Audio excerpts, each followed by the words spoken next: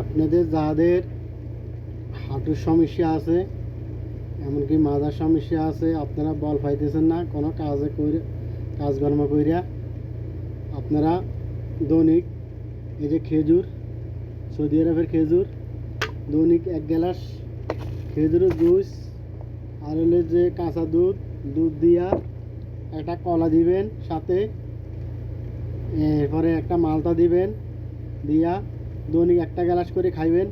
ইনশাল্লাহ দেখেন আপনার কি উপকারটা না হয়। আপনারা একবার খাই দেখেন, শরীরের ভাই এত উপকার, আপনারা কেউ ভিটামিন আর খাওয়া লাগবে না।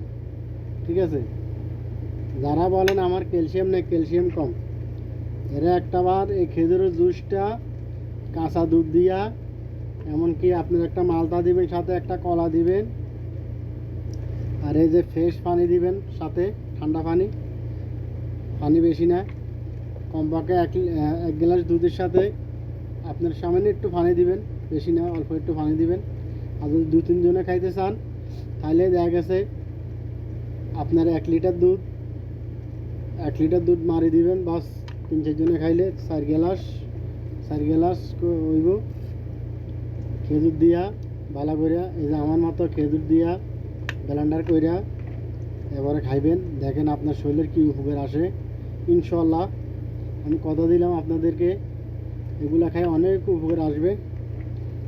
আমি দৈনিক এগুলা খাইতেছি। বর্তমানে আমার পরিস্থিতি খুবই খারাপ, দেশে যাওয়ার পরে আমি অপারেশন হয়েছিলাম, গলার মাঝে সার্জারি হয়েছিলাম, আমার অনেক রক্তক্ষরণ হয়েছে, হওয়ার পরে আমি অনেক অসুস্থ হয়ে গেছি, অনেক দুর্বল হয়ে গেছি। আলহামদুলিল্লাহ এখন সৌদি আরবে আসার পরে আমি দৈনিক এগুলো খাইতেছি।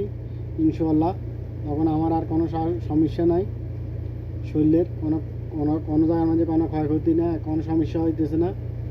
এগুলা খাওয়ার পরে আলহামদুলিল্লাহ অনেক শক্তিবল পাইতেছি, কাজকর্ম করতেছি, কোনো সমস্যা হয় না। তো সবাই দয়া করে এগুলা খাইবেন। কমপক্ষে কাঁচা দুধটা দৈনিক, যদি খেজুর দিয়েও না খান, কাঁচা দুধটা দৈনিক 1 গ্লাস খাইবেন, 1 গ্লাস দুধ খাইবেন। আর ডেইলি 2-3টা ফল খাবেন ভাই, যেমন একটা কলা, একটা আপেল, একটা মালটা, পারলে একটু 100 গ্রাম 150 গ্রাম আঙ্গুর খাবেন, সাথে একটা ডিম। দেখেন ভাই আপনার রোগ আপনার কাছেও আইতে পারবে না। ঠিক আছে, আপনার শরীরে যদি ক্ষমতা শক্তি থাকে, রোগে কিছু করতে পারবে না ভাই। এগুলো তো আমরা আগে বুঝি নাই। যাক আলহামদুলিল্লাহ, আবার দেশে যাওয়ার পরে আমার এক ডাক্তারের পরামর্শ দিছে এইভাবে খাবি, খাওয়ার পরে দেখিস কোনো ওষুধ বড়ি খাওয়া লাগবে না, ইনশাল্লাহ সব ঠিক হয়ে যাব। তো সবাই ভালো থাকবেন। আসসালামু আলাইকুম ওয়া রাহমাতুল্লাহি ওয়া বারাকাতুহু।